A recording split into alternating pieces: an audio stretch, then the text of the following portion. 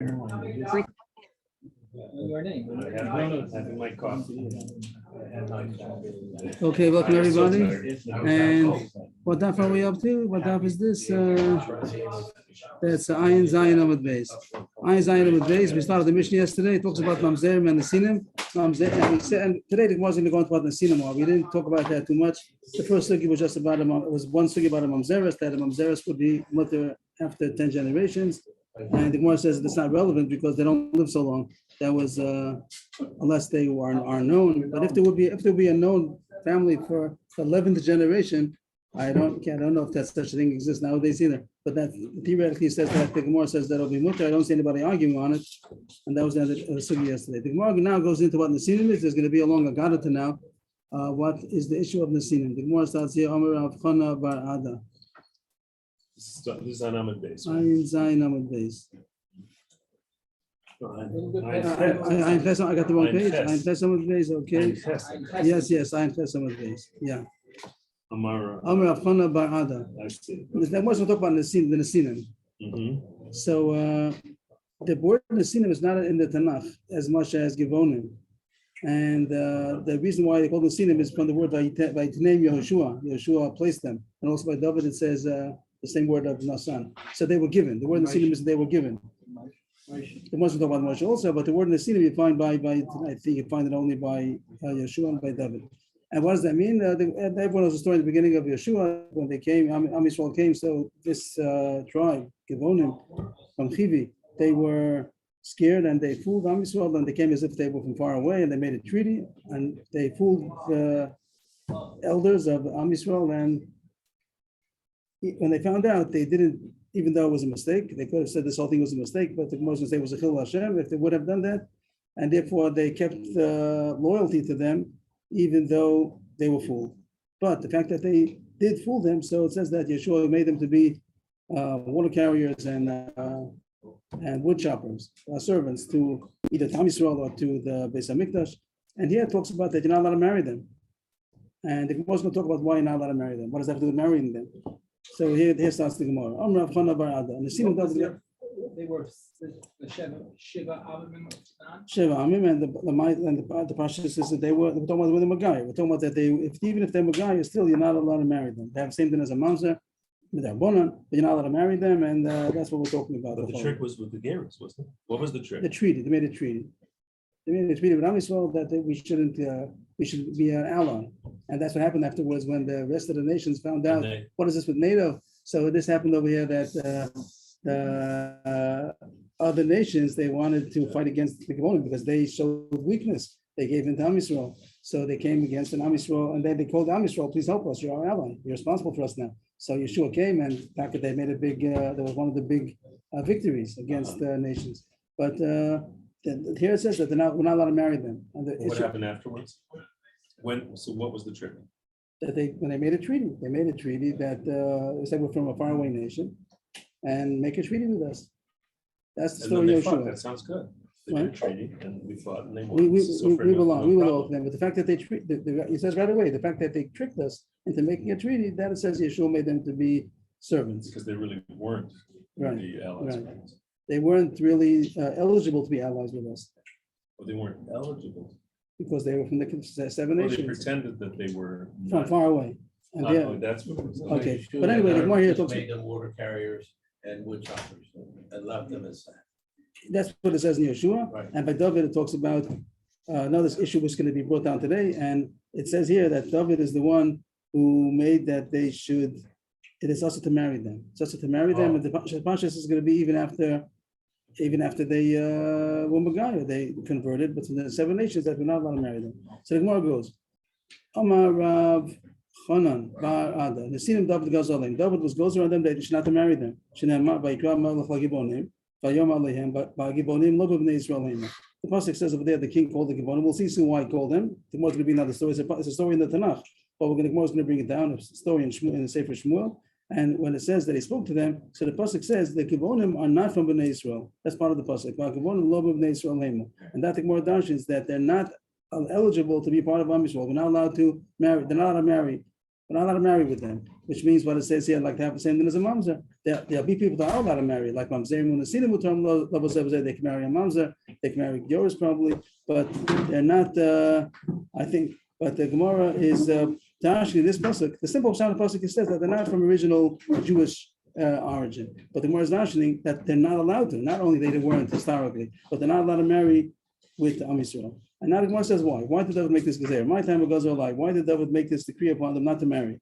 So this is the same thing, it's just two different names, Monim and Sunim? Yes. The Gevonim is the nation, and the Sinim is that they were by Tnei Yehoshua, they were placed, they were made. Right, that's the same, right? The Sinim and Gevonim is the same thing. Here goes the story. Made David Shalosh Shanim Shana Achar Shana.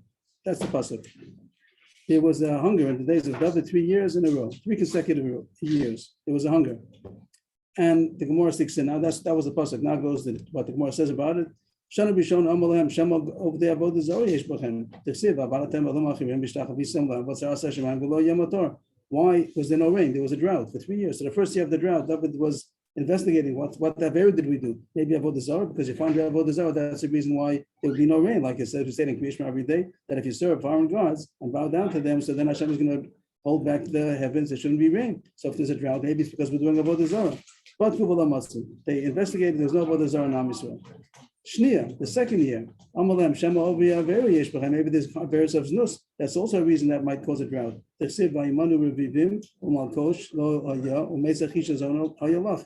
That the rain is held back, and there's no malkosh or malkosh, 2 kinds of rain, and you had a brazen forehead. It means like a zona, that when a zona, she's brazen. So here it puts together znus, also together with the fact that the water is held back, the rain is held back. That's also a reason why maybe there's a drought, because maybe we're doing znus. But they investigated Am Yisrael, there was no issue of znus. Then the third year, there still was a drought. The question is, why did he wait a year each time? If it wasn't, so they could have right away investigated other possibilities. But this is what the Gemara says. Out of the rainy season, maybe that's when he did the investigations. Okay, maybe why didn't they investigate a few things? I don't know. Okay, but the Gemara says each year he investigated something else. The third year he investigated. Maybe there are people that are pledging tzedakah in public and they don't fulfill their pledge. That's also a reason that there shouldn't be rain. That person who praises himself with a false present means he says he's going to give, he doesn't give. When it comes to appeal, he gives a big number, and then when it comes time to collect, he's not available. That's like Nesim v'ruach v'geshem moyin. There's going to be clouds and wind, but no rain. They say a shot over there that when you see the clouds and wind, so you think, oh, the rain is coming.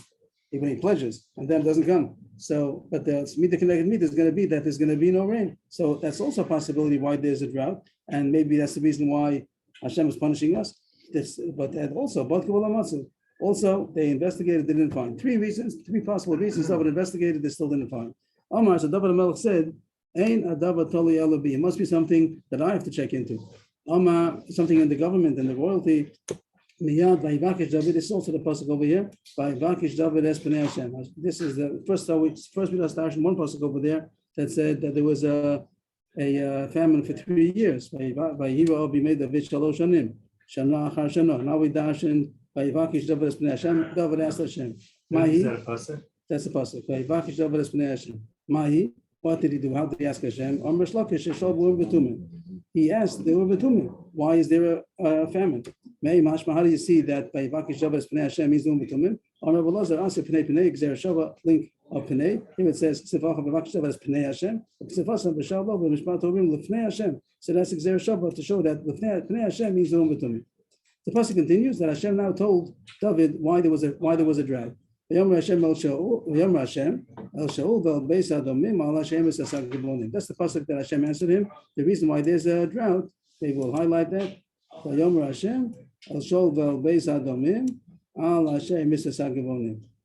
of Shaul and the house of blood, because they killed the Givonim. So Hashem is saying that the drought is a punishment because 2 things. So the more is mentioning 2 things. El Shaul is one thing, and Beis Adamim is another thing. The first one is El Shaul, Shalonis Krit Halacha.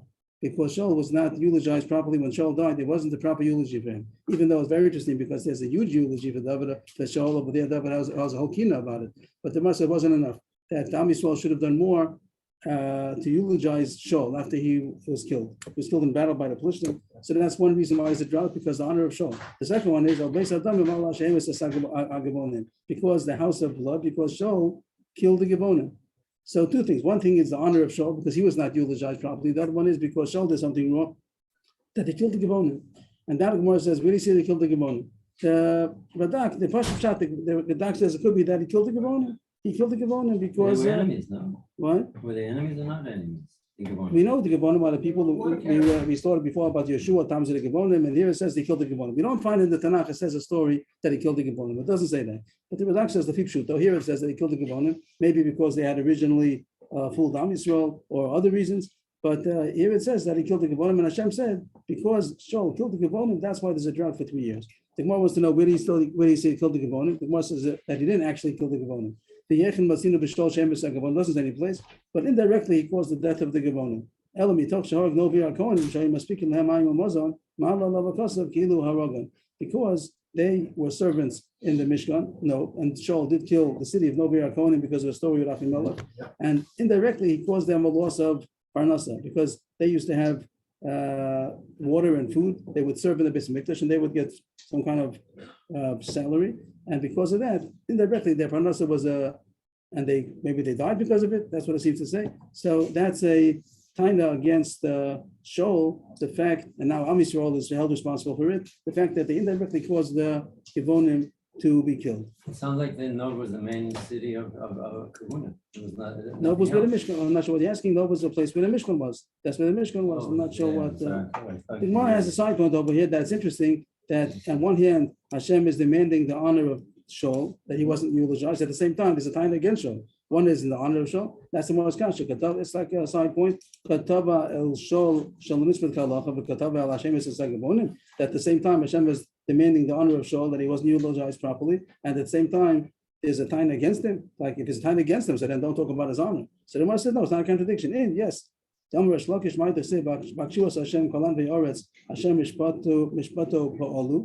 the simple pshat of the pasuk, that's the pasuk over. There's such a pasuk. Maybe we'll highlight that also. That's just the way the pasuk is over. Hashem kolan ve'oretz Hashem mishpato ba'olu. So the simple pshat means that you, Andrei Oris, all of you humble people of the land, seek Hashem, that do Hashem's laws. Hashem mishpato ba'olu, that they do ba'olim, they do Hashem's mishpat.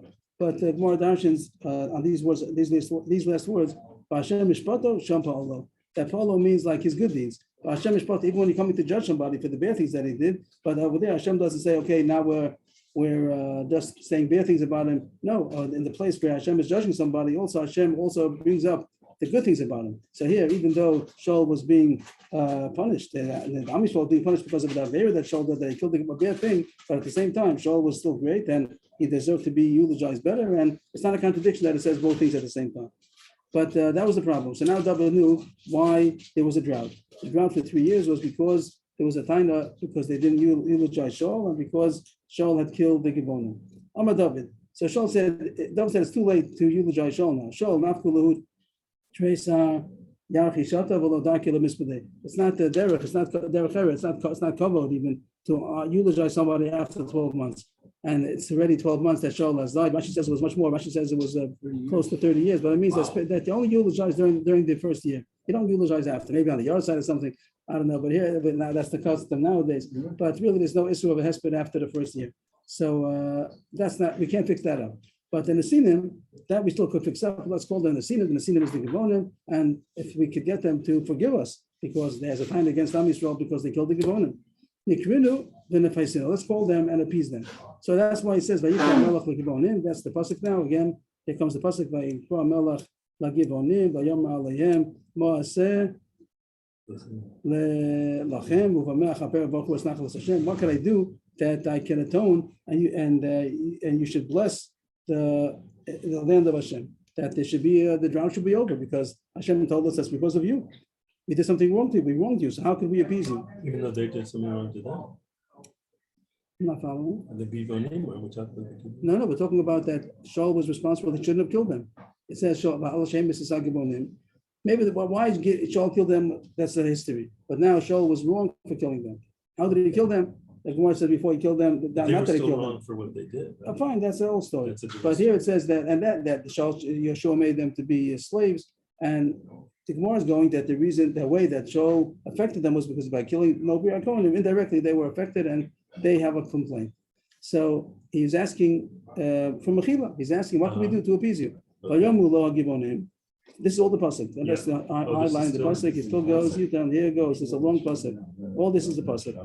So it says, "Vayomru lo hagivonim." The Givonim said to David, "Ein lanu kesef v'zavim mishaol v'hem beiso." We don't want money, and we're not demanding money from the house of Shaul. Ve'en lanu ish, and also there's nobody from Am Yisrael that we want to kill from the Am Yisrael besides the house of Shaul. But we do want to kill 7 sons of the family of Shaul.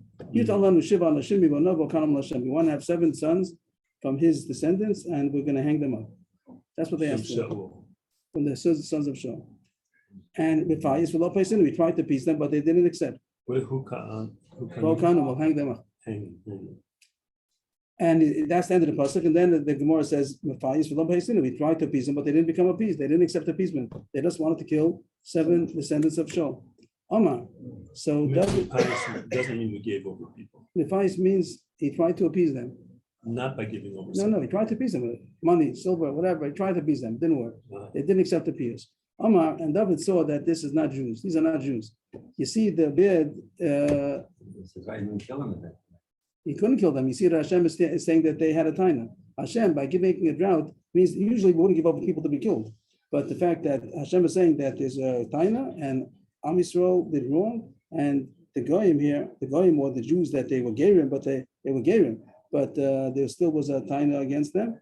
And see, maybe we could leave it open if they were Megayer or not. But here it says that David made a gzera not to marry them. Famous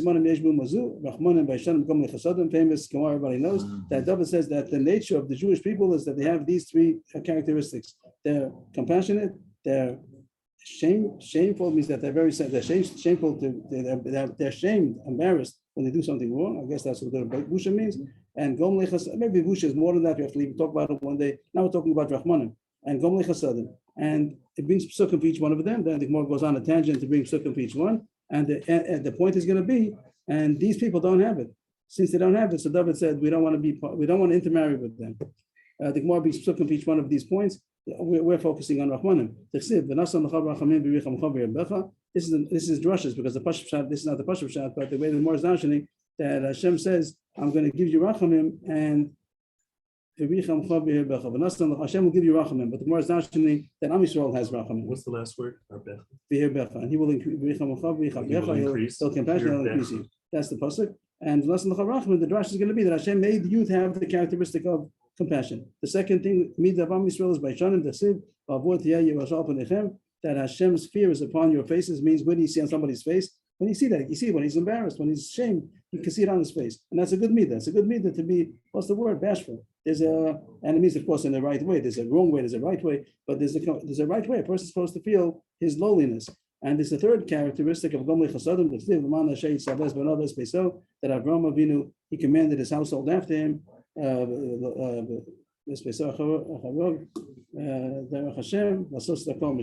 So those are the 3 things that Am Yisrael has, and the Givonim don't have it. Whoever has these 3 simanim can cling to this nation and doesn't finish off. And it means that these people, the Givonim, since they don't, so they're not right to cling to Am Yisrael, and therefore made a gzera not to intermarry with them. The Gemara, once it's going to continue more at the end of the page, continue about the issue of the Givonim, the Nesinim. But now the Gemara goes, as it does very often, on a tangent, since we're in the parsha over there, so it continues the story. Over there it says that they gave over 7 sons. They gave over 7 sons of the dynasty of Shaul, and they killed them. And over there it says they hung them up, and there was 2 of them, but here it says who they took. Shaul had a Pelagish, her name was Ritzpah Basaya, and she had 2 sons, a Samoni Vesmet Mephibosheth. That's not the Mephibosheth Ben Yonas, and somebody else, also named Mephibosheth. So those are 2 of the children of Shaul that he took. And also 5 sons of Michal. Here it says sons of Michal, but the Gemara says someplace else that it was not the sons of Michal because she never had children. Or if she did, it wasn't from Adriel. It was there was Meira, but that was then the other sister was married to Meira. Meira was married to Adriel, and the Gemara says the Gemara doesn't say it over here. The Gemara says that Michal raised them, that she raised her sister's children. So she's called the mother, Asher Yolda, even though she didn't really give birth to them, but she raised them. But that's a drush. Didn't I just come up with 9? 5 and 2. Oh, the 2 I see are then they name the 2. Those are the right. It says the names who they are, right? Shnei Bnei Ritzvah, who are Ammonim Fiboshes, plus another 5, and that's the 7. Must be the hardest thing in the world for David to choose. Yeah. Or else everybody was going to die. It means there was a drought, and 3 years no food. Everyone's going to die. So it's like Hashem is saying that they have the Taina and Am Yisrael, they deserve this punishment. Ma'ishnahani, how come these 7? How did he choose these 7 out of the children of Shaul? That they passed the people of the descendants of Shaul before the Aaron, and it was noticeable from the Aaron which ones are the ones that are supposed to be killed. So that was Hashem's cheshbonos, which ones were chosen. Must have Chana Bar Katina. Chana Bar Katina has the kasha on this. It says in the pasuk by Yachmor Lamelech Al Mephibosheth ben Yonasan ben Shaul. It says that the king had compassion on Mephibosheth, the son of Yonasan. That's the famous Yonasan, and Shaul Mephibosheth, that's we know about. And it says that he had compassion because of the bris that he had with Yonasan. He didn't give over Yonasan's son. So it sounds like it was his own choice. It doesn't sound like it was the Aaron. It sounds like David made his own decision. So the Gemara says no. Shalom Aviro. That doesn't mean that he made the whole decision. The decision was by the Aaron, but he put on the side that it shouldn't be passed on. It shouldn't be even a chance to take it. But that Gemara says yes. He didn't pass by the Urim. He didn't pass him by. He didn't pass him by the Aaron. It says the Aaron. It says the Aaron. They passed by the Aaron. All the people, the sons of the descendants of Shaul, and it was noticeable which one the Aaron said. Whatever it lit up. And that is a time. What? That is a time. Time on who? On David for not being fair.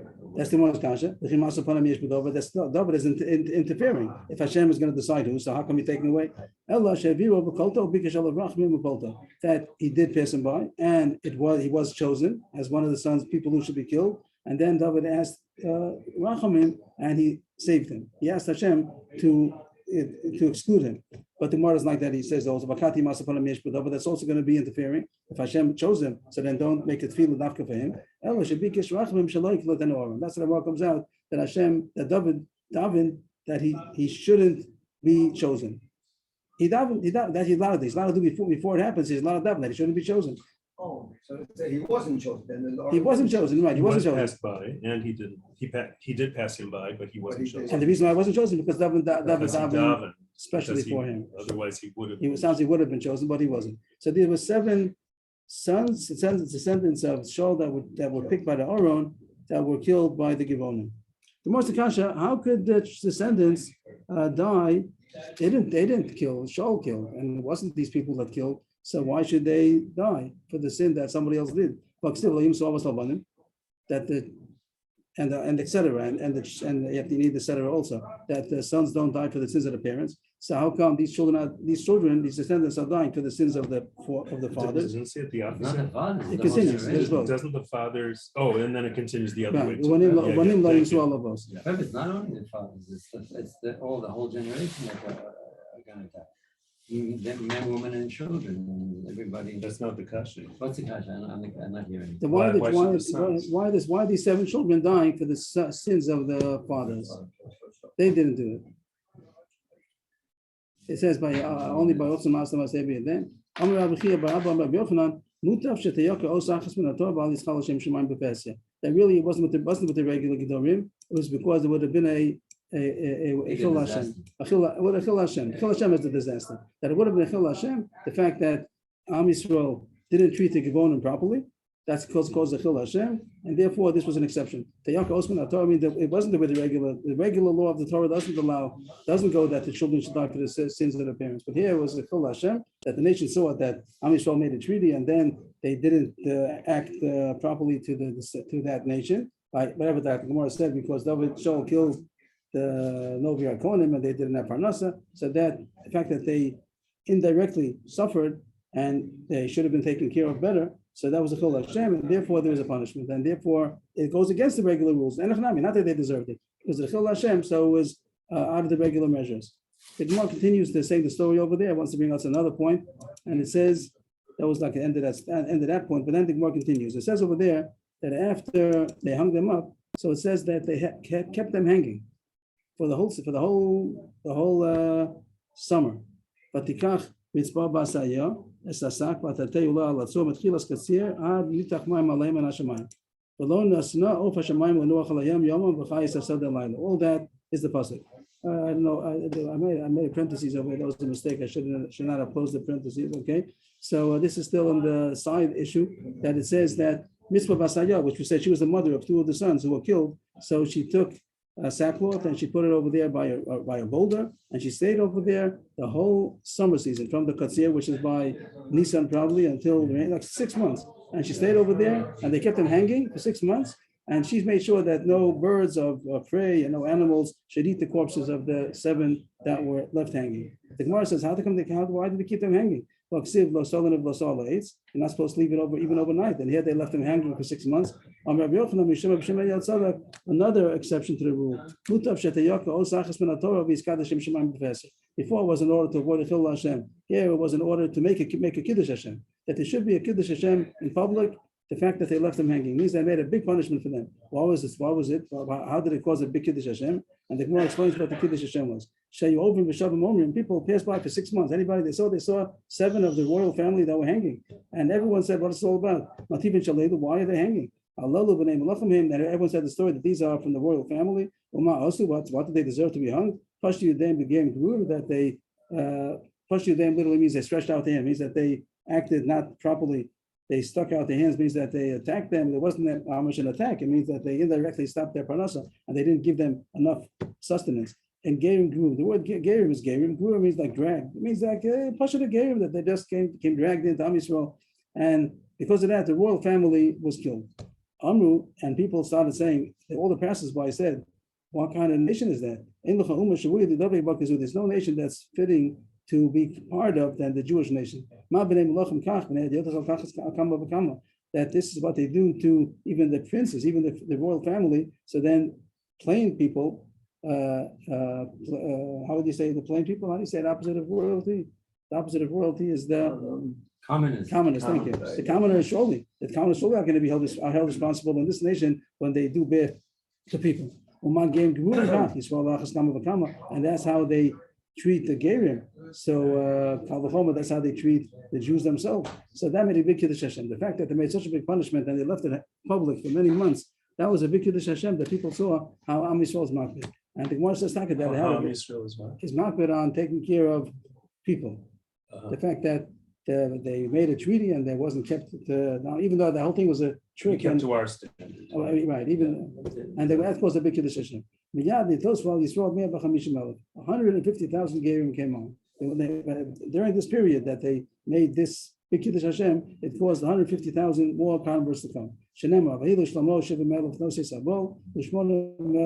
there it says that he had 150,000 workers when he's building the Beis HaMikdash. It says there were 70,000 carriers, no seisabol. The people, they're talking about bringing the stones from the mountain, from the quarry, to bring it to the Beis HaMikdash. I said he had 70,000 carriers and 80,000 people who ewers, I'm not sure how you say it, the ones who hewed out the stone. So how do you say? Who says they were Gerim? Maybe they were Jews. Over there, the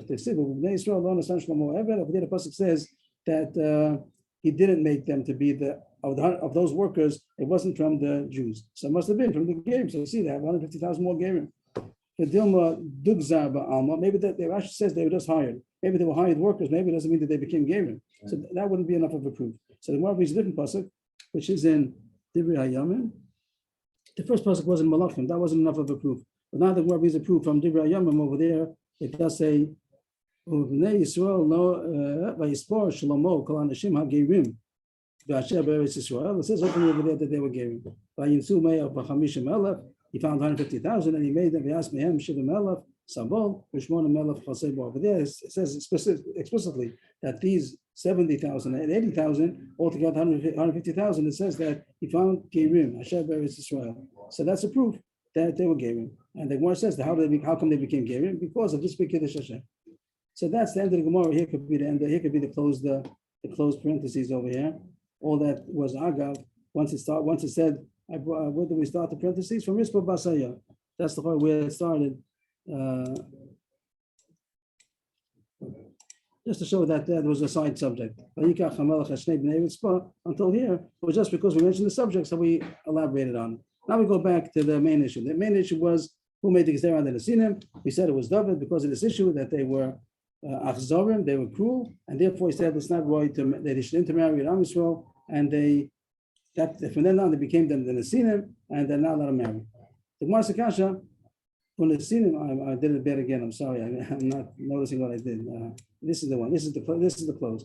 This is where to close the parentheses. Okay. When the Nesinim, David Gazer Aleim, Moshe Gazer Aleim. Is it true that David is the first one who made a Gezerah about them? It says very about Moshe. The Siv. Over there, it doesn't say openly about the Nesinim, but it says that that all Am Yisrael was there in Parshas Nitzavim, and over there it says you will standing here from your wood choppers until your water carriers. So the Pashut might mean even the lowly people. But the Gemara is saying we know later on that these are the Chotei Beitzim and Shoeg Mayim. So that means even though it doesn't say the story until later, but you see that in Moshe Rabbeinu's time already he made a Gezerah on those people. The more and Rashi says that they're Avadim. Once they're Avadim, also not allowed to intermarry because Avadim also not allowed to marry Am Yisrael. The Morsik answers, Moshe goes ala Hudara, David goes ala Kuli Dara. That Moshe made a Gezerah only for that generation, that first generation only, but after that it'll be Mutter, and David made a Gezerah for all generations. The Morsik is still Yeshua goes ala that we find besides Moshe, we also find that Yeshua made a Gezerah on the Messiah. Because the Vayitnem Yeshua B'Yamahu, that's that story we spoke about when they fooled Am Yisrael to make a treaty. Vayitnem Yeshua B'Yamahu Chotei Tzim V'Shovim Ma'im Lo'ida V'Mizbeach Hashem. So the question is, when did you need David to do? Yeshua did it. Moshe did it already. Yeshua did it already. Moshe did it for his generation, but Yeshua did more. The answer is Yeshua because of Mashem Esmik Tishkayim. David because of Mashem Esmik Tishkayim. Yeshua did extend it after the first generation of Moshe, but he only made it that time as long as the Beis Hamikdash is standing. But after that, they would have been the Gezerah would have been over, and David extended it even after the Beis Hamikdash. That's the end of that story about the Nesinim. The Gemara says one more point on number days. Did David know that the basement was going to be destroyed? What is it? Yes. On her spell. On her spell, On the what level? On Harut her Babel. Want to say something? He knew what the future will hold. I thought you said something before that.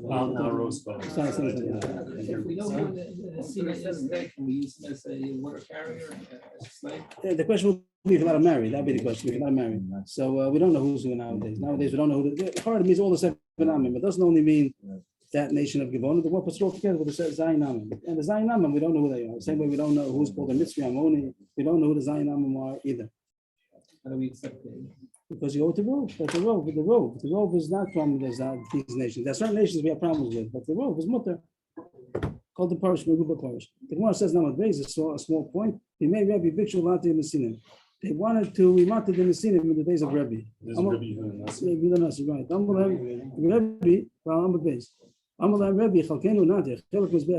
It is possible for us to forego our chelik. It means that there's both for the people and for the Mizbeach. That's what it says in the pasuk. And also the Mizbeach Hashem. So he made them to be slaves for the Mizbeach and for the people. So Rebbe said the people could be mavater, could forego their chelik, but we can't forego the chelik of the Mizbeach, so we can't take off the decree on them. This opinion of Rebbe argues on Rebbe. He says the opposite. Chelik Mizbeach was Mishmitish Kayom Asur, and this Mitish Kayom Shori. The chelik of the people we cannot forego. The chelik of the Mizbeach, that depends if the Beis Hamikdash is standing or not. If the Beis Hamikdash is not standing, so then it goes off, and the rest that applies even after the Beis Hamikdash is only the people. And that Rebbe Yochanan says that the people, we can't be muvater on the people's chelik. Rebbe said you could be muvater on the people's chelik. So it's the opposite. Rebbe said that the reason why we can't let go of them is because the Mizbeach still holds on to them. And Rebbe Yochanan says that only when the Beis Hamikdash is standing. When the Beis Hamikdash is not standing, so then the chelik of the Mizbeach let's go. But the people, we cannot let go of the people's chelik. What part of the Mizbeach we have bringing the water for the libations? For any service, any work that the Beis Hamikdash needs. So they were the workers. They were the ones who were not for libations, whatever they needed, whatever water they needed. They need water in other ways also. The Gemara says they had a bar over there. There was a well that was there. But any work you needed. So we had slaves. They were slaves to the Beis Hamikdash. That's the end of the sugya of the Nesinim. They were Canaan. The sugya talks about if they're Rishon talk about if they're talking about when they're Gerim or when they're Goyim. which is a sugi before the Gemara talked about Los Chatim, which is the same sugya.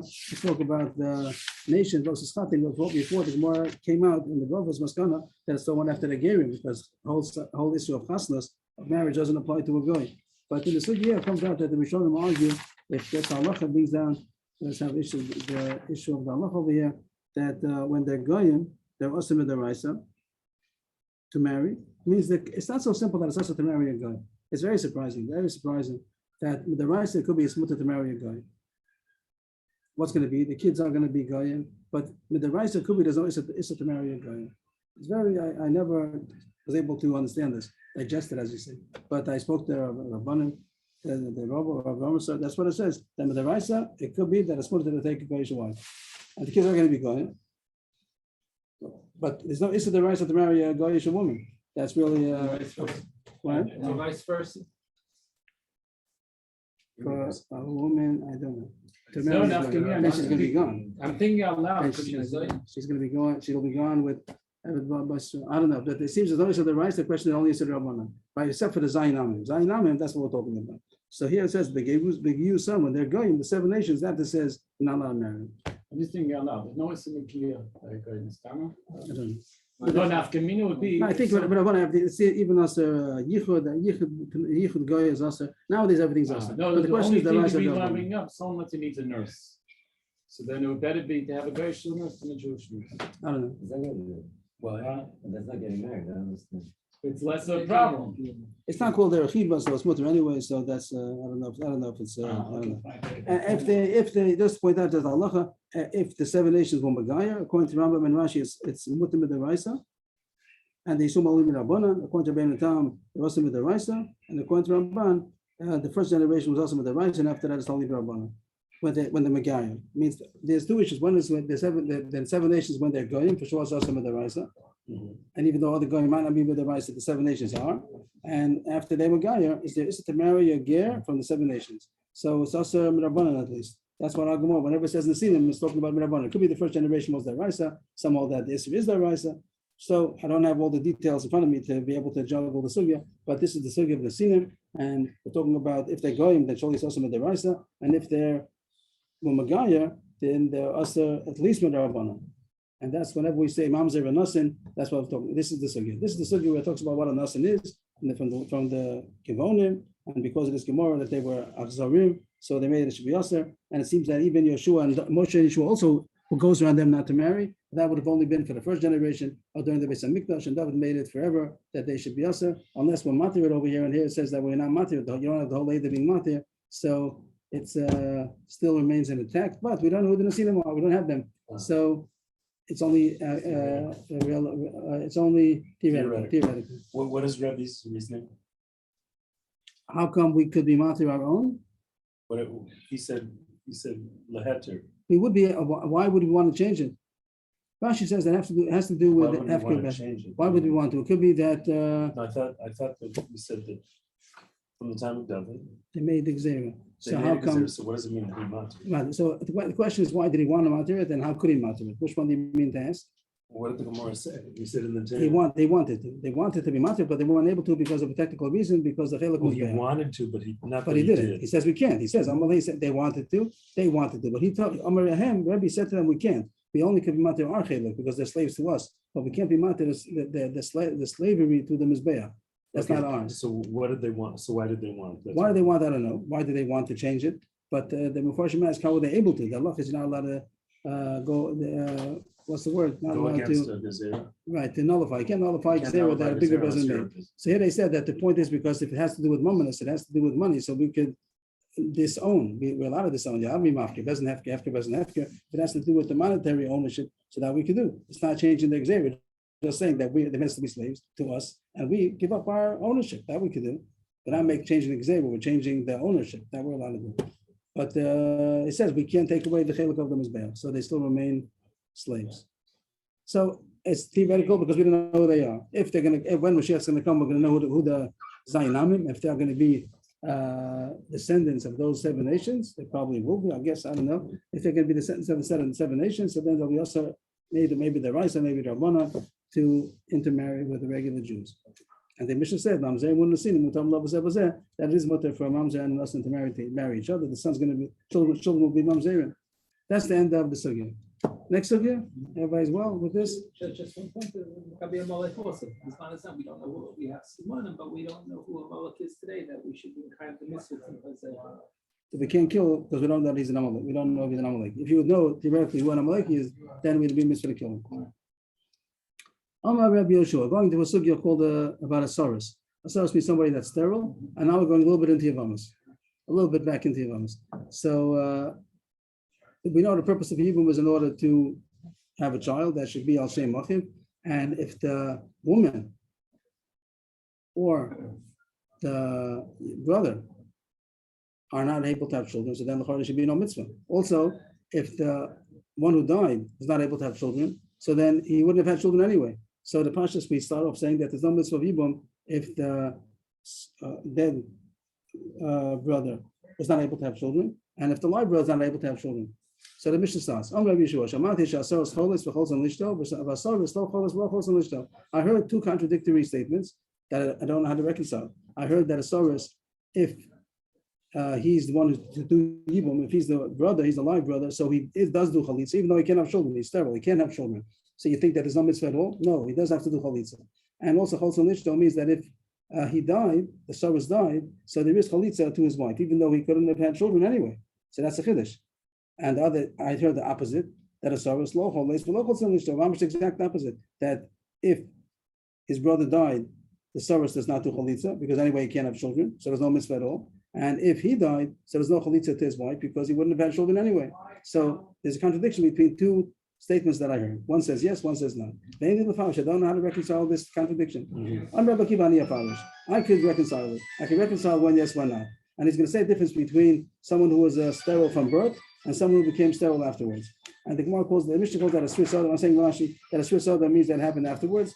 And Swiss Chama means it happened naturally. And naturally means the horror that it happened from birth. There's probably more complications and intricacies in the sugya, but it's got it very superficially. So we'll learn the way Rashi says, is it from beginning, is it from birth or not? So he said, Swiss Adam cholis v'cholis l'ishta, with bnei shayis lo shasa kosher, but Swiss Chama lo cholis v'lo cholis l'ishta, with bnei shlo lo shasa kosher. Shasa kosher means was he one time not sterile? So a Swiss Chama means he was sterile from birth. And Shasa kosher means he was one time kosher. And the word fit, the word kosher means fit. Oh, I see. So at one time he was fit. So the person who became sterile later on in life, when he was born, he was not sterile. And then something happened and he became sterile later on in life. So Rabbi Kiva says it's more higher. The fact that he one time, even though right now not. So therefore, even though now when he was married or now that the woman is falling into the Hebrew, he's sterile, since once upon a time he was fit to have children, so that's going to be chalitza. Then there'll be chalitza, both if he's the one who died or he's the live brother. But if a person was sterile from birth, that's called Swiss Chama. So then he's not the parsha at all. And if he's the one who died, there's no chalitza to his wife. If he's the live brother, he's not going to do chalitza to the sister-in-law because he's called the saurus completely. And that's how Rabbi Kiva reconciled the contradiction. Even though right now both of them are sterile, there's a difference if he was always sterile or not. If he was once upon a time fit to have children, then there is chalitza. That was Rabbi Kiva's way to reconcile the contradiction. And Rabbi Lezer argues in Rabbi Kiva and says the exact opposite. That the one there's another fact, different factor. Not like Rabbi Kiva said. The factor is the criteria is if he once was fit. It goes to a different criteria. Is it rectifiable? Is it possible to remedy him that he should be able to have children? And here the Gemara says the opposite. That a Swiss Adam is somebody that cannot be healed. And the Swiss Chama, he was born that way, but he is able to be healed. And if he's able to be healed, that's the reason why it should be chalitza. If he's not able to be healed, we don't care if he once had a shasa kosher or not, it's the opposite. Low key, not so. Ella, Swiss Chama cholis cholis and lishto with sheish lo refuah. The one who was born that way, he does have a din of chalitza, both his wife and he should do chalitza to his sister-in-law because it's possible to remedy him. And even if he didn't do the remedy, but it's possible. And the fact that it's possible, that makes that he's in the parsha of chalitza. But Swiss Adam, lo cholis v'lo cholis and lishto with sheish lo refuah. But if it was something happened later in life, so according to what the Gemara had, it wasn't possible to remedy him. So therefore, he's not in the parsha of chalitza at all. I'm sorry, both of these are from the Soris Chama? What do you mean both of these? The ones that you do chalitza. That's the machlokes. That's not machlokes. They have opposite answers. There's a contradiction. One says yes, one says no. So Rabbi Lezer says that Rabbi Lezer says that the Swiss Chama is the one that has a remedy. So therefore, over there is What going to is be the, chalitza. there's a remedy for There's a- someone who's it- born sterile? That's what it's the one I was talking about. The one I was talking, that's I what the thought one I he was meant talking if about. there's a remedy, No, when he's born sterile, and no, if he's born sterile and there's no remedy. no, it says here openly. Swiss Adam does not have a remedy. Does not have a remedy. I'll highlight it over here. That's Because with highlighted. man Swiss done, it's Adam done by man. is It's a not. complete, and Swiss Swiss what? Chama. There's a Swiss Chama and a Swiss Adam. If you look at the screen, it's highlighted. Swiss Adam, I see. So Man Swiss inflicted, Chama. I'm sorry, that means man inflicted. I started off the sugi saying that we're learning the way Rashi seems to say that it has to do if it's from birth or not. The word Swiss Adam l'chora does mean that man did it, but Rashi stresses the point if it was from birth or not. He doesn't stress the point if it was done by man or naturally. He doesn't stress that point. Swiss Adam means he was once fit. He was once fit, right? And it happened after he was. The word literally might be like Chaim David said that it means it happened to him by man. It could mean that, but that's not what Rashi is stressing. Rashi is stressing that it was not from birth. Swiss Chama means from birth. I'm sure there's more to the sugi that I'm saying. I'm just trying to say the simple translation as You know, Rashi if says. somebody had some kind of an accident and becomes sorry, that's the kind of thing that can't, there's no refuah, according to them. I'm But not- someone who was born with it, according to Rabbi Eliezer, the would have a opposite. refuah. Yes, I'm not. The one who was Swiss Adam, it happened later on in life. So then there's There's no no way to refuah. remedy. No refuah. There's no But the way. one who was naturally born sterile, there is a refuah. And according to him, that's the criteria. According to Rabbi Akiva, the criteria was if he was once upon a time fit. According to Rabbi Eliezer, that's the opposite. The criteria is if he is rectifiable, if it's possible to remedy him. Okay. And now the Gemara brings a proof. The Mishnah brings a proof to Rabbi Akiva. Hey, Rabbi Yoshua ben Beseira. Rabbi Yoshua ben Beseira testified about a story, case history. Alben Makusas, I guess that's his name. The son of Makusas, I guess that's his father's name or his mother's name. I don't know. Shai ben Yerushalayim, Swiss Adam. He was a Swiss Adam in Yerushalayim. The Yibum was Ishta. And when he died, they did the Yibum, the Bezin Paskin, they should do Yibum. Maybe Rabbi Shimon Sarah gave Avis. Yes, testified. Oh, I'm Ben Agustus, I'm sorry, I'm sorry. He testified about a person who's been Makusas, that he was a Swiss Adam. And they did Yibum. That means that they passed like Rabbi Akiva, like I'm did Rabbi Akiva. This testimony upholds the words of Rabbi Akiva that a Swiss Adam, there is Chalitza and Yibum because he once upon a time was fit. According to Rabbi Eliezer, it should have been the opposite. Since he was a Swiss Adam, there shouldn't have been Chalitza. So this testimony upholds the words of Rabbi Akiva. L'kayem divrei Rabbi Akiva, period. Right. Mhm. And now the Mishnah starts, and I would have thought simpler that this should be the beginning of the Mishnah. Here the Mishnah is going with the Saras that doesn't do Chalitza. The beginning of the Mishnah said that sometimes there is Chalitza, and we spoke about when there is there. And we said either because he was one time fit, or according to Rabbi Eliezer, if you could remedy him. But that's the point of a Saras who there is Chalitza. But now we're going back to the standard halacha that a Saras there is no Chalitza, and that's what the Mishnah says.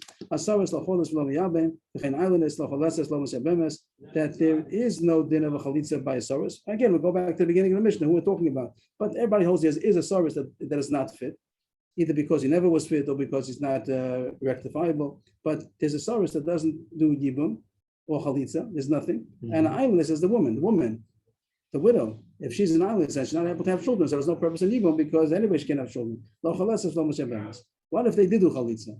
Then there's no din of Chalitza. And these two people, the Saras and the islandess, there is no din Yibum or Chalitza, but they did. Does it make her puzzle to a Kohen? A Kohen is not allowed to marry a divorcee. A Jewish also Chalitza. Chalitza is like a divorcee. So if someone did do Chalitza, so then she's not allowed to marry.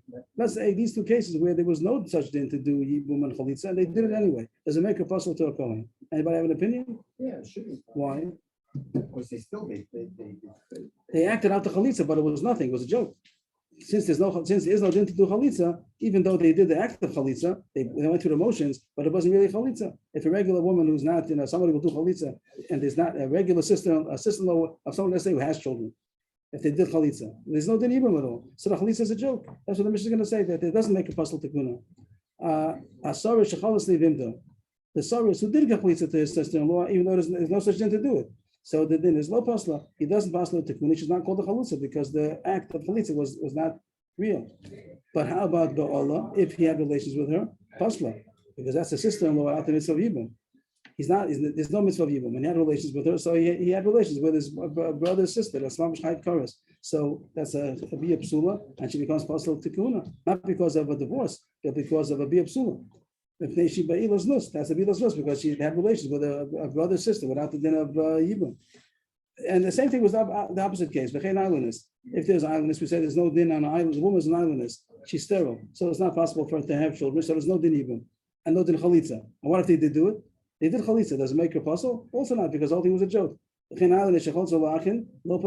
of the brothers of the dead man, they did chalitza to his wife, who was a islandess. Lo pastua. They don't make a pastua to it because it wasn't a chalitza. Even if they did the act of chalitza, it wasn't a real chalitza. Well, lua pastua. But if they have relations, then she has pastua. But nature will be less because once again, it's having relations with a brother sister with no mitzvah of yibum. So this mission is all about the din of saris, and it says in general this saris says no din of chalitza and yibum, and that's the end of the Mishnah. That is no such din. There's no refuah. And I'll get to that in a second. First, there's a saris that there's no such din, and that the Mishnah says that even if they did chalitza, it doesn't count. It's nothing. It doesn't make a puzzle tekuna. If that relations, then it would make her be a psula because it's chayvi kristos, marrying a brother sister without the mitzvah of yibum. The beginning of the Mishnah said that Rabbi Yeshua said that there is some kind of a saris that there is a din of chalitza, and he didn't know what it was, and that's the machlokas of Elazar and Rabbi Akiva. According to Rabbi Akiva, the one who once upon a time was fit, that makes there is the din of chalitza, and Rabbi Elazar says that the one who is remedy, you could remedy him, that is the one who has chalitza, and the Mishnah, Rabbi Shubham said, brought a case history to prove that Rabbi Akiva is right, that the What one. says chalitza means it's excluding yibum. Oh, that's nice. Nice point. The Mishnah Gemara is going to talk about that. So what do you think? That When it said you should or shouldn't, you should do chalitza, does that mean that you could do yibum? Does it just mean only chalitza? so the one thing that we do see in the Mishnah that it says by the story, the Gemara is going to point out that it says in the story by this Ben Mavusas, it does say the yibmu as ishto. Yeah, It says the yibmu as ishto. It doesn't say the chol ishto. yeah, Which even though till now we said about chalitza, it does say yibum. So that the Gemara is going to talk about. okay. Yes. What's the question? If he can have a report, then he goes ahead and does He that. didn't have to refer. He didn't have to refer. That's If the he point. can- There's no children. But if he didn't, if he could have, If he could have, then he can. but he didn't do the refer. He didn't do the refer. So is There's there any no reason? Is children. there any reason why? And he says that And there's he a din says he did chalitza. yibum. So maybe do yibum also. It says here it says that they did yibum also. That's what it says. Yeah. So that's Even knowing there's not going to be a child. right. That's what we're What talking about. happens to the It's a whole mitzvah. purpose? We already spoke about the purpose of Yibam is to propagate the name of the brother. Right. That's how we started, and we said that even so, there is a case that's going to be chayiv in chalitza anyway, because once upon a time he was able to. They said understood because it's some kind of suffix. It might be better than one day, but It might Might be. be. you might get better. You might get better, but I'm not saying because it might get better, because since it's possible to get better, so it's more in the parsha, it's more included in the parsha, so, you know, and that's just the reason why fact there's a that you chiyuv. might be And able if there's a to get- chiyuv chalitza, so then it should be a chiyuv yibum also. That's maybe No, our but it seems question. logical that if you can't have children, even though he has the possibility of getting. So then it shouldn't be chalitza either. It goes together. If there's no yibum, it shouldn't be any chalitza. If it says it's chalitza, the harder should be yibum. If there's no possibility to It's do more in the yibum, parsha, but not enough to do yibum, enough to do chalitza. so usually we don't do that. Usually it's only gonna, Uh-huh. it only goes together when we have fakers, things like that. They do Uh-huh. chalitza because it's a suffix, so you have to get the best of So both. he- But here's not a if suffix. He's in the parsha. If he's in the parsha, he should be in. That's what Gemara's going to talk about. The Gemara starts from a left field thing that's going to give more light on the whole subject. And the Gemara is going to ask that this Swiss Adam is a Patsua Daka. That by definition, it seems that a Swiss Adam means that his organs was damaged. Uh-huh. So that is a Patsua Daka. So then it's a law. They're not allowed to marry. They're not allowed to have relations. It's a Chavi Lavin. A Chavi Lavin, we do know that a Chavi Lavin does do chalitza without yibum. A Chavi Krisis, there's no tefisas kedushin at all, so then there's no nothing. But something which is a Chavi Lavin, there is tefisas kedushin, so then there is chalitza but not yibum. So that's where Chaim David's point comes in, or your point, Levi Yaakov, about is there possible yibum? So we step back. How could it be yibum if it's a pseudo daka? There shouldn't be yibum. Suda, what do you say? Patsua daka. Yeah. Suda. Yeah, don't Suda talk would about only it. go according to Rabbi Akiva. So? Swiss Adam. A Swiss Adam will be a Psula Daka. A Swiss Chama might not be a Psula Daka, I don't know. The more goes with the more is going with Rabbi Akiva. And the more starts to cash like that. Did we say also that there's a possibility of, even there has to be a possibility of chalitza and vice versa, if there's a possibility of chalitza, there has to be. Right, so here we're talking about Chavi 11. So Chavi 11 we had over there by Issa Kedusha and Issa Mitzvah. So I forgot what the halacha was over there, but I think that was taking Chavi 11. I also chalitza without yibum. They do need chalitza without yibum. I think so. That's how I'm learning the sugi now. I thought that's what it says over there, but I didn't look it up yet. So let's start the Gemara. The Gemara starts, and one more factor the Gemara throws in if it's Chai Lavin, is that Tfisas Kedushin. So we hold that Chai Lavin, that we hold that there is Tfisas Kedushin, right? Yeah. Seems pretty hard, does it not? Okay, if everybody's okay. But if everybody's fine, it's good. So we hold that Chai Lavin, there is Tfisas Kedushin. The Kedushin is Topis. And Rabbi Kiva holds not. That's what we have in the issue about a mamzer. If Chai Lavin had relations as a kid of mamzer or not, we hold not only Chai Krisus. And Rabbi Kiva holds even Chai Lavin, this child is also Chai mamzer because there's no Tfisas Kedushin. And the one puts this together, is that going to be the din of Yibum? Is it possible to have? You can't do Yibum because it's Chai Lavin, but is there Chalitza or not? If you hold there's no Tfisas Kedushin, so then there shouldn't be din of Chalitza either. If there is Tfisas Kedushin, then there should be a din of Chalitza. We know Rabbi Kiva holds that Chai Lavin is the same as Chai Krisus as far as no Tfisas Kedushin. The Chai Krisus Lavin Chalitza Yibum. If it's Chai Krisus, if there's no Tfisas Kedushin, so then there's no din of Chalitza at all. That's the most question. Krisus Kedushin. Tfisas, tough, pay, yud, some of Thesis. to face, yeah. Krisus Kedushin. That was the terminology we had a couple of pages ago about Chokes Rabbi Kiva and Rabbi Yeshua. So here the Gemara is asking that according to Rabbi Kiva, if he's a Swiss Adam, so you're saying that he had once the time Mashal Sakoshi was fit. That's why he's saying there's a din of Chalitza. There shouldn't be a din of Chalitza because don't forget it's a Patsua Daka, and a Patsua Daka is Chai Lavin. And you Rabbi Kiva hold that Chai Lavin is not Tofes Kedushin. So there's no din Chalitza either. If you hold that this Tfisas Kedushin, that Kedushin is Tofes, even though it's Chai Lavin, that's enough reason to do Chalitza, but you can't do Yibum. Like we were looking before about something in between. This is can marry, but it's since there would be Tfisas Kedushin, so there's enough reason they have to do Chalitza. But according to Bakiva, Chai Lavin also is not Tofes Kedushin, so there's no Chalitza either. It's like Chai Krisus. According to us, Chai Krisus doesn't do Chalitza either. The first Mishnah, Chamesh Esrei Nashim, the whole Chai Krisus, so they don't do Chalitza either. If it's only Chai Lavin, then there is Chalitza, no Yibum. That's more scarce, but according to Rabbi Kiva, Chai Lavin also there's no Tofes Kedushin. So if so, there shouldn't be a Chalitza either. That's more scarce than Rabbi Kiva. You say that the case of the Saras, which is Chalitza is a Swiss Adam, the Swiss Adam is a Psua Daka, Psua Daka is Chai Lavin, you also Chai Lavin is not Tofes Kedushin, there shouldn't be Chalitza either. Amir Abami, so Moshe going to have three questions to discussion.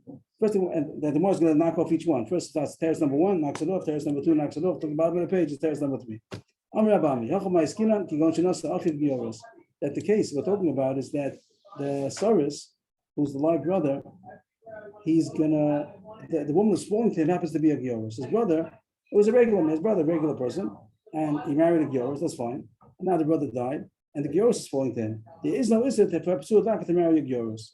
Now that's not so simple. That depends because it says La Yava Psua Daka B'Kal Hashem. Are Gerim called Kal Hashem or not? That's a big machlokas of Yudah of Yossi. So he's going to say, but keep holds like of Yossi that says that Kal Gerim is called Kahal. So the Psua Daka is allowed to marry. So it happens to be, you're right. In a regular case, Swiss Adam is not going to do Chalitza. Means we're qualifying the Mishnah now. Even though we said in the Mishnah, a Swiss Adam does do Chalitza because he had a Shasa Kosher. Now we're qualifying it. That's only if the woman is a Gioris. But if she wouldn't be a Gioris, so then it's a Chai Lav, not Tfisas Kedushin. So there's no Chalitza either. The Mishnah is talking about a case where the woman was a Gioris. He goes Shanasa Achim Gioris, and then he died. The brother died. The brother married a Gioris and died. And now she's falling to the Yavam, who happens to be a Psua Daka. That he knows that when it says that the Gerim are not called the Kol, so when it says a Psua Daka may not marry the Kol, he may marry a Gioris. And then the Mishnah makes sense. It's not Psua Daka, it's not also because she happens to be a Gioris. So Psua Daka is not a married Gioris. It's not Yibum, even though he can't have children, but he was able to have children once upon a time. So the Mishnah fits. That's the first evidence. Maybe I can be happy with that? Yeah. Not so? It's going fast for me. That's all. The idea, the question was the question good? That according to Kiva, besides being Swiss, you're saying Swiss Adam as far as Yibum, so you're saying that since he once was fit, that there is a mitzvah of Yibum. But the question was, but he's a Psua Daka, and he's also to marry a Psua Daka. So that wouldn't bother us. Okay, so do Chalitza without Yibum. But if Kiva holds that Chai Lavin is no Tofis Kedushin, so there's no Chalitza either. That amount of no Tofis Kedushin is the criteria if there's Chalitza even. The same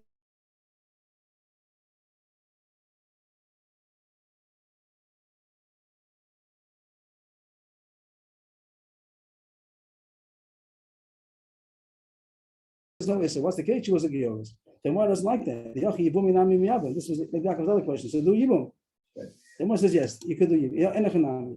Do Yibum also, even though it says Chalitza means Yibum also. So why does it say Chalitza? I did Amar Bishua Cholis. Amar Iu Nami Cholis. He's just talking about Bishua. Bishua happens to be the one who holds that Chayve Lavin is Tofis Kedushin. So by him, even though she and the or the other way, Rashi says that he holds that the Kal Gerim Ikri Kol, so it's a Chayve Lavin. So you can't do Yibum. That's how it goes. As Rashi says that this was about the Gioros case. And the Gioros case, according to Rabbi Akiva, holds like Rabbi Yossi that the Suadaki could marry. So do Yibum. But the Bishua holds like the other opinion, like Rabbi Yehuda, that Kal Gerim Ikri Kol, and he can't marry her because even though she's a Gioros, he can't marry her. Yes. Where do we get up to? Going further. Achinami. Enechanami, but I did. I'm Rabbi Yeshua Choletz. I'm Iunami Choletz. Since Rabbi Yeshua said Choletz, that was the opening statement. I heard this, I heard that. So Rabbi Akiva went with them, even though he also personally to do Yibum also.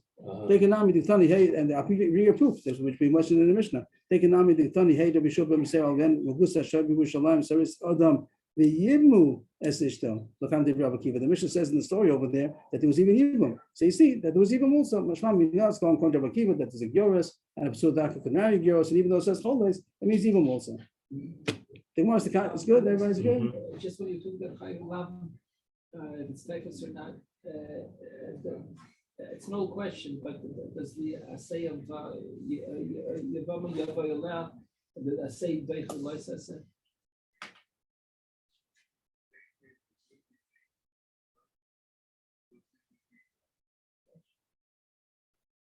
I forgot the answer to the question. That's still in the beginning of Sefta. I don't remember the answer. The Gemara continues. Masav Rabbah. Where the assay is I'm confused enough. So yeah, I'm sorry. Masav Rabbah. Petzuadaka Kru Shavcha Srisadam Bazakin or Cholsen or Miyavin. The Gemara is a long brisa till the white lines, and what the Gemara wants me is that's going to say we're not talking about a Gioris. We're talking about a case that she's not a Gioris, and it's also to marry, and still it says that there's Chalitza. So the answer doesn't justify. Because the kasha was that according to Akiva, who holds that it's not Tofis Kedushin, but Chayve Lavin, he should say there's no Chalitza. And all the Gemara answered it was only if it's a Gioris. But the Gemara is going to show for this brisa, there's a case here where there's no Gioris, not a Gioris, if somebody's not allowed to marry, it still says there's Chalitza. That's going to be the kasha from this brisa. Here it says Swiss Adam, Suadaka, Pushafcha, Swiss Adam, this Swiss Adam, what? Suadaka. Pushafcha, number 2, right? Krus Shafcha is 1, yeah. And then Swiss Adam. Okay. Zakin, a person who's very old, he can't have children. Yeah. Oh, he's healthy, but he's old. There is Chalitza or Yibum. So this is Rabbi Akiva talking. If it says Swiss Adam, that's Rabbi Akiva talking. And it says so far Chalitza or Yibum. Now I was talking about Gioris. Let's see. Case that Mesu V'lehem Nashim V'lehem Achim. They died. They have wives. They have brothers. Is there Yibum between the brother and the wife? There are 4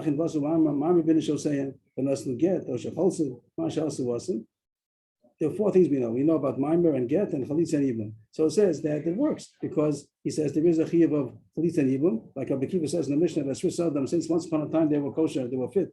So there is a din of Chalitza. And here it says Yibum also. We're going to get to the problem of Patsua Daka. And here it says that if there's Mamar or Get or Chalitza, it works. In Bolu Kanu, and if they did Yibum, it also works. This is all 4 things work. It's the other way. Mesu Achin v'amdu hein vasu Mamar ben Shosei and v'nasu Get. If the case was that the brother died, you have a person who's these descriptions of is a Swiss Adam, and the brother died, and now he did either Mamar or Get or Chalitza. Masha asu asu v'imbalu kanu. The first case of the brisa was that they died, and the question was about the brother. The brother was healthy, but here it's talking about that the brother died, and he's the one who's doing chalitza and yibum. Here it says v'imbalu kanu v'asal l'kaiman mishum shenamalev absurd akik v'shacham b'kal Hashem. We're talking about here it says farish in the first white line that it's asal l'kaiman. We're talking about not a gyoros. It will be a gyoros. It'll be mutter. Here it says that if the psua daka did Yibum, it works, but he can't stay married to her because they have a Pesua Daka. So to Amma Bakol Askina, you see how Akiva is talking about even when there is not a Gyoris, it is a regular call. Also, it says that there's a din of Yibum and Chalitza, even though the question was that it shouldn't be Chal because of Akiva holds Chayv Lav, but it's not Tovas Kedushin. So that the Kasha is back on again. The Kasha was that Chayv Elav shouldn't be Topos Kedushin, there's no Chalitza. The potential answer was Tomatic Yoris, but this Brisa says first, not Tomatic Yoris. But Akiva says even not by Yoris, also the same Allah would be. And the Kash comes back, it's not Topos Kedushin. Elam Rabba, second white line, Kivon Shenaf Lalo Basov Nifsa. That the Psua Daka happened only after she fell to Yibum. If she would have fallen to Yibum, he was a Psua Daka before, then at the time of the death of the brother, so the Psua Daka is a Chayv Elav and not Topos Kedushin, so then there's no chalitza at all, nothing. But if at the time that the brother died, he was not yet a Basur Daka, so there's a Chiyah of the evil, and then he became a Basur Daka, so this Chayv Elav doesn't take off the Zika. There's a difference between when he became a Basur Daka. But the Gemara says it's not true, even if at the time of the death of the evil man, the Zika came, there was a Zika, but the fact that it became a Chayv Elav now should also take off the Zika. The Gemara says that's not true. Your terrorist difference is not true. Now that he became a Basur Daka, now it takes off the mitzvah. Milo Tanan, he's going to prove this. He's going to prove it in the case of Krisos. Well, the case will be, let's say the case outside, there were two brothers and married two sisters. The one sister was a Gedola, one sister was a Ketana. The Gedola has Kedushin Daraisa, and the Ketana has only Kedushin Darabana. And the husband of the Gedola died. So he's supposed to really do Yibum. The brother is supposed to do Yibum. But there's a problem that Mirabanan, it's his wife's sister. It's not really his wife. The husband of the Ketana is supposed to do Yibum to his brother's wife. But Mirabanan he can't because Mirabanan he's married to the sister. So it's his wife's sister. So he can't. So the Issa Rabbanan is holding him back from doing the Yibum Daraisa. So it says, try to get her to do Miyun. If the young girl will do Miyun, so then he could do. And if not, so it says wait till she grows up. What happens when she grows up? Then he becomes a real wife. Yeah. And then he doesn't do Yibum or Chalitza to the big sister because now he became a wife's sister. So you see, that happens even though at the time of the Zika, there was a Zika, but now if the Chiv Chorus kicks in, so the Zika goes off. When she was a Katana, what happened? There were two brothers married to two sisters, one to a big sister, adult, and he died. So at the husband of the adult sister died. So the husband of the adult sister died. Yeah, so this the brother is supposed was to be married to a Katana. Right. What's the problem? So with the right he should do Yibum, his sister-in-law, but Rabbanan he can't because with Rabbanan it's his wife's sister. They're sisters. At that point, they're sisters, and only when she's a wife, then. So she's not a real wife; she's only the Rabbanan wife. So with Rabbanan, he can't do Yibum, but with the right he has to do Yibum. So it says wait until she grows up, and then she'll become a. So you see, there's a Zika at the time, and you see that if the Zika gets broken later on, because he becomes an Arab later on, also it knocks it off. So too, according to Bakiva, if it became a Tzur Daka afterwards, what's the Arab? His wife's sister. Oh, his wife's sister. There's this of a brother's wife, and there's this of a wife's sister. The brother's wife is Katana was a wife's sister. What? So it wasn't a real wife. Right. Then she became a real wife. Okay. So you see that even at the time of the death, they were not an erba, and there was a regular Zika at the time. But the Rice was a regular Zika at the time of the death. Even though she was a sister. Yeah, but it wasn't married to her. With the Rice, there was no marriage over there, so it wasn't a wife's sister. But later on, she became a wife's sister. So you see that it takes off the Zika, even though it was there already. So too, if you became a B'sur Daka afterwards, according to Bakiva, that Chayv Elav is not Tofas Kedushin. So if you became a B'sur Daka, also it should take off the Zika. So the one rejects this text. Milo Tanan. No cotton over here. Our Mishnah, a man, came a B'sur Daka. There was a regular case of no Ktanis. We're talking about the case of our Mishnah. Someone became a B'sur Daka. There was a Zibum, regular man, regular woman, and the man became a B'sur Daka after his sister-in-law fell to Yibum. So the kash is that there should be no din chalitza because there's a chayv elavin now. Even at the time of the zika, it was a regular zika that fell. Yeah. Now it became a chayv elavin. So that's the case we just spoke about. That if there was a big sister, little sister, so wait, the little sister, the minor should do mian, and if not, then wait till she gets big, and then the other big sister doesn't have to do even chalitza because she's a wife's sister. What do you see?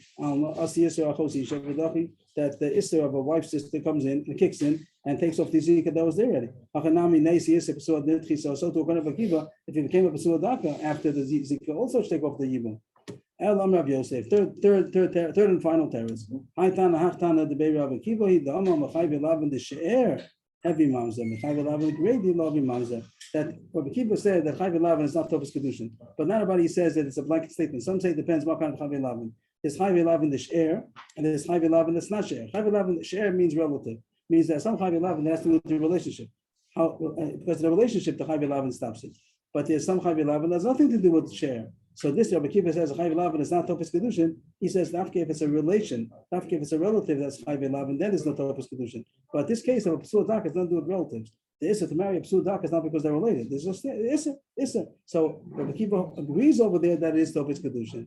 And that's the reason that's the final answer. The case of Rabbi Kiva says V'yas Chalitza is because it's going to point to the Tana that says that even Rabbi Kiva agrees that Chai V'Lavin, which doesn't have to do with relatives, also there is Tfisis Kedushin, and therefore, even though there's no Yibum, but there is Chalitza. And that's the final answer. The Gemara, that's a period over there. That's till the bottom of the page, a couple of more lines. Sorry to everybody for going overtime. The Gemara is the Kasha, Ikri Khan, Lakim Lachim Shein. The Gemara is the Kasha Rabbi Kiva, that this is really more or less, I think, Chaim David asked, that Lamaisi, you can't have children now. What's the difference? Because once upon a time you could. Now we can't. So why does it help the Shasa Kosher? The whole story of Rabbi Kiva that once upon a time he was able to have children is the reason why it should be Yibum Chalitza doesn't Lachim Shem if it says in order to uphold the brother's name. So he's not going to have children. So what's the difference if once upon a time he was? Well, Allah Baruch he's not able to. So why is the din of Chalitza and Yibum? Amarava and Cain and Lecha Isha Shekshel Liyavam Shalonasa Bala Swiss Chama Sha'achas Kodel Misasa. I'll prove to you that it's not a problem. This thing that he became not fit if he once upon a time was fit. Because every person before he dies is not able to have relations with his wife. He's dying. So you're going to say that since when he was dying, he was not able to have children, so he's now in the parsha of Yibum. So there's no woman who was going to be chayav in Yibum. Every widow before her husband died, right before that, if he died natural death, not if he died in a car accident, but if he died natural death, so he was very weak before he died, he was expiring, and he wasn't able to have children at the time. So you're going to say that. Oh, there's no mitzvah. There was no mitzvah Hebron because he wasn't able to have children anyway. You don't say that. Once upon a time he was able to. So too, the Kiva says, so that's what we're saying, that the Svar once upon a time he was able to, that's enough, even though later on he wasn't able to. The Gemara says that's such a good Svar, what's Rebbe Elazar going to do with that? Rebbe Elazar argues on that. Rebbe Elazar says that's to if he could rectify. But the fact that he once upon a time could have had children is not a Svar. Here is not chayiv. So if so then every person cannot have children at the end of his life. The Gemara answer, that's the most kasha. Rabbi Elazar, Piruka, the Rabbi Pirchahi, the Rabbi's explanation of Rabbi Kiva is a kasha on Rabbi Elazar. The Gemara answers, Hasam Chichusa Daskila Be period. Over there, the reason why a person before death cannot have children is not because he's sick, it's because he's weak. It's just a weakness. It's not anything's problem. He's in a regular fit position, fit shape. It's just that he's weak. So it's not called a sickness, it's called a weakness. That's not called that's not called that he can't have children. Okay, Yeshikoach, I'm sorry for the overtime. Yeshikoach, everybody. Thank you. Thank you very much.